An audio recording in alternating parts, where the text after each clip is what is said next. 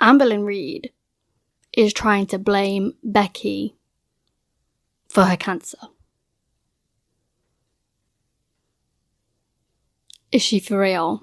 As we all know, Amberlynn doesn't have a life, so she spends all of her days and her time answering Instagram questions. And I'm sure you have seen everywhere by now that she has basically tried to blame Becky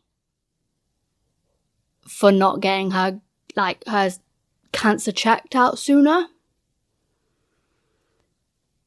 I can't even put into words how disgusting that is, to blame your partner at the time for your cancer. So her first question was, do you think your cancer journey would have been different if you were with your current girlfriend, aka wifey? She replied, I would have went to the doctor sooner. I wouldn't have ever waited till I was bleeding to death to be rushed to the ER. The answer is just ridiculous. She's just trying to say that because she's with a different girlfriend, she would have been took to the ER sooner. And she's basically trying to blame Becky for not taking her to the ER. It's not Becky's fault. Oh my god, my brain. We're going to read the next question to get the full picture of the situation. Are you insinuating that it's Becky's fault you didn't go to the doctor sooner, pre-cancer? Her reply, she didn't seem concerned, which made it to where I was less concerned than I should have been. I'm pretty sure we talked about this on live stream, but she didn't even want to take me to the ER the night I was bleeding to death. Now, side note, I am obviously not a medical professional. I don't know if you can bleed to death just, vaginally, but I might be wrong. You know what? I'm actually going to Google it. Vaginal bleeding can be life-threatening and advanced disease with an incidence ranging from 0.7% to 100%. I guess you can, actually.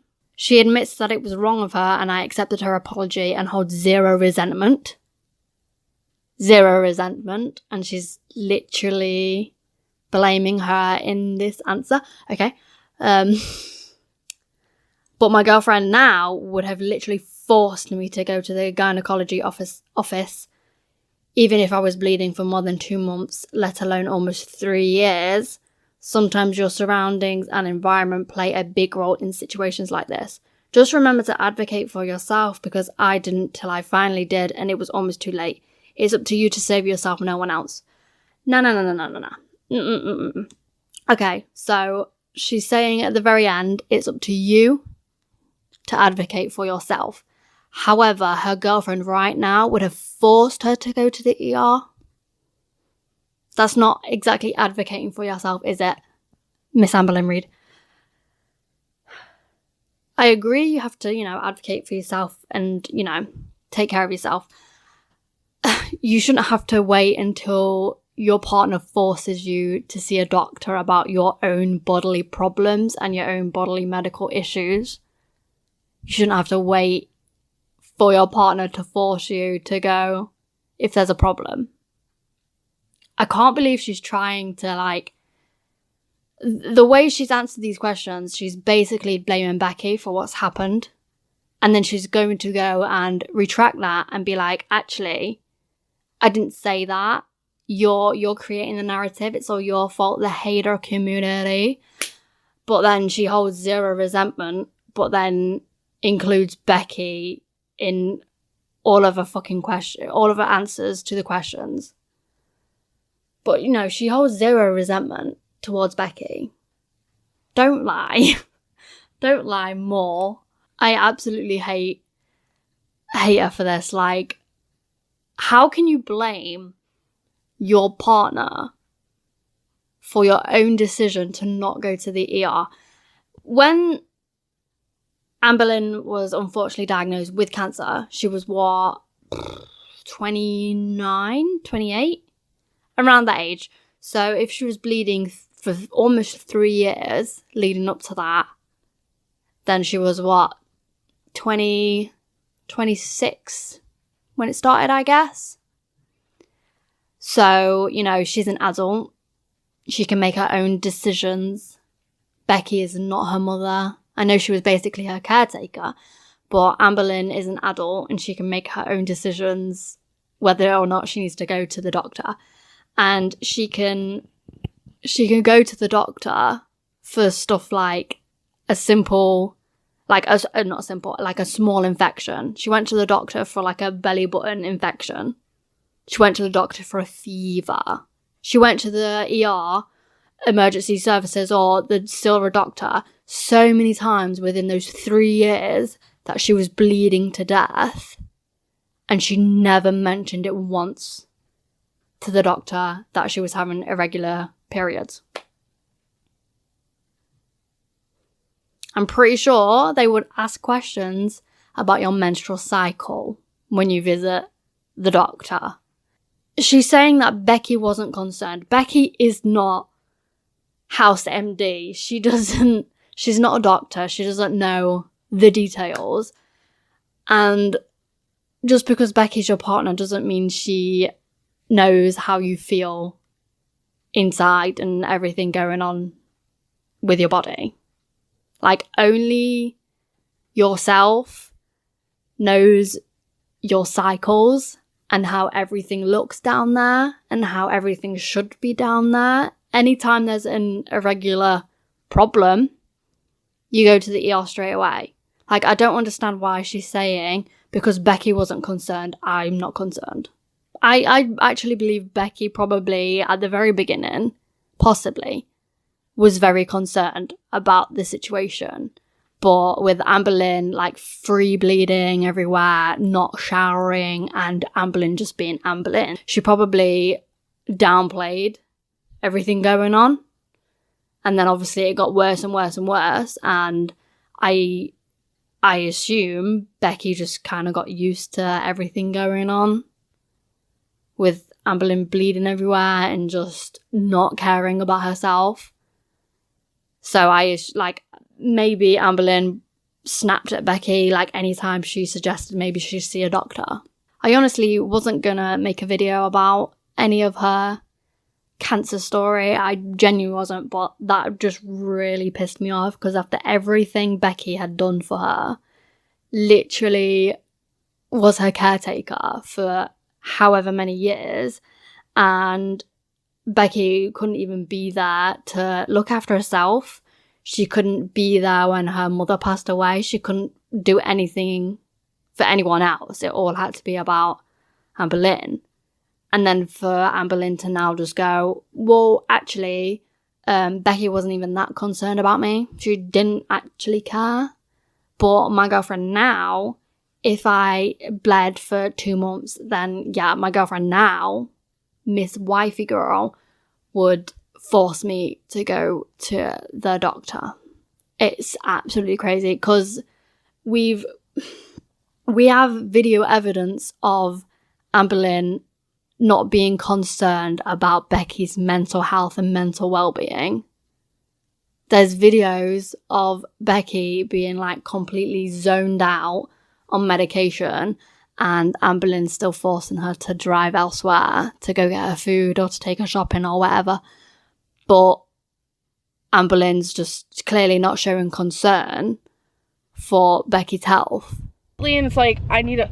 Oh, dear Holy Father. Sorry. Ooh, that girl's big mad. Did you not see her, babe? Yeah. No, I didn't. She was flying by right there. So that's just Amberlynn's just done exactly the same as what Becky's apparently done to her. You don't see Becky going around blaming Amberlynn for everything that's gone on in the past, do you? It's crazy as well, because it's been over a year since they've broken up, and Amberlynn is still trying to, like, she's clearly holding resentment towards Becky for things in the past and for their breakup. Becky was the caretaker, and it seems like wifey isn't really that much of a caretaker, is she? Maybe Amberlynn just misses somebody being there to wait on her hand and foot. Don't know. I think it's disgusting what she's saying about Becky recently. Becky has done so much for her over the past few years. I'm not saying Becky has been like the perfect person. Of course she hasn't. She has her faults, as does everyone else. But to literally care for someone for 4 years of their life and that person just not actually giving a shit, like that person you've cared for has now just like dragged your name through the mud and basically tried to blame you for them not getting their cancer like diagnosed quick enough. Excuse me? What? Like, I can't wrap my head around how disgusting Amberlynn Reid has been recently. My brain just really can't comprehend how she just answers these questions and then just doesn't give a shit. She doesn't think before she replies to those questions. And then she goes ahead and posts a selfie about 3 hours later after like basically blaming Becky for shit in the past. I mean, her Instagram handle is true to itself. The first bit, not the second bit. I do believe that Becky must have said something at the beginning of Amberlynn bleeding to death. And then Amberlynn probably just didn't really care that much. And now she's trying to blame Becky for not caring. There's some stuff I've read online, some theories that are actually quite interesting. I'll pop them up for a little bit so you can have a pause and a read.